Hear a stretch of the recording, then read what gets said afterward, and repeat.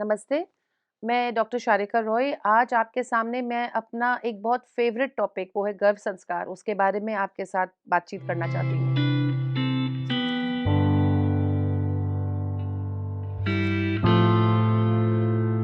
गर्भ संस्कार हमको पहले लगता था कि ये मिथ्या है और बुज़ुर्ग लोगों का बस एक कहना है कि जब एक औरत प्रेग्नेंट है, डरावनी मूवीज़ मत देखा करो, खुश रहा करो एंड ये सब चीज़ें जो आम तौर से प्रेग्नेंट औरतों को बोला जाता है।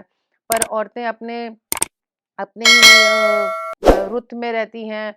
अगर उनको गुस्सा करना है, वो गुस्सा करती हैं, उनको डिप्रेशन में रहना है, डिप्रेशन में रहती हैं, रोना है तो रोती हैं and whatever they don't realize that they are actually developing the baby's not only brain but उसका पर्सनालिटी बन रहा है आपके पेट के अंदर। ये हम अपने जो एपिक्स में है इसमें बोला गया है कि अभिमन्यु ने अपनी माँ के पेट के अंदर से ही चक्र के अंदर घुसने का विधि सीख लिया था, पर निकलते समय वो माँ सो गई थी इसलिए वो अभिमन्यु वहाँ पे घुस तो गया पर चक्रव्यूह में पर वो निकल नहीं पाया।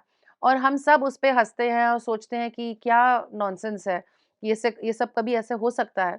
वेल येस, ये चीज़ एक्ज़ैजुरेट करके बोली गई है कि somebody can actually learn the steps of how to get into a chakravyuh through the stomach, मतलब पेट के अंदर अगर बच्चा है तो वो एग्जैक्ट स्टेप्स नहीं सीखेगा बट डेफिनेटली वो एक अच्छा वॉरियर बनेगा।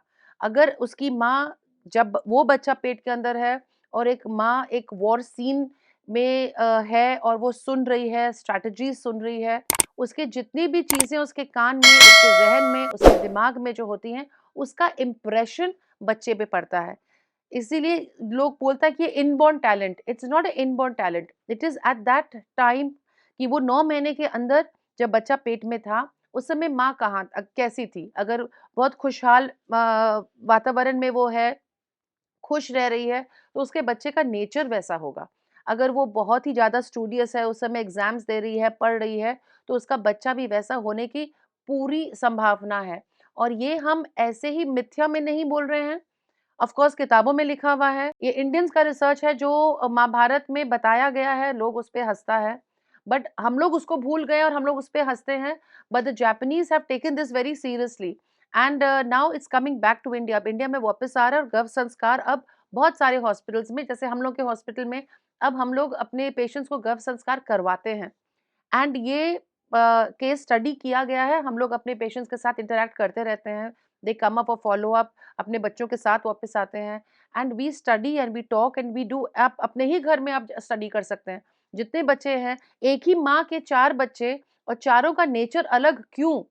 क्योंकि अगर आप डेप्थ में जाइएगा, चारों बच्चे जब पेट में थे, माँ का उस समय क्या स्थिति था?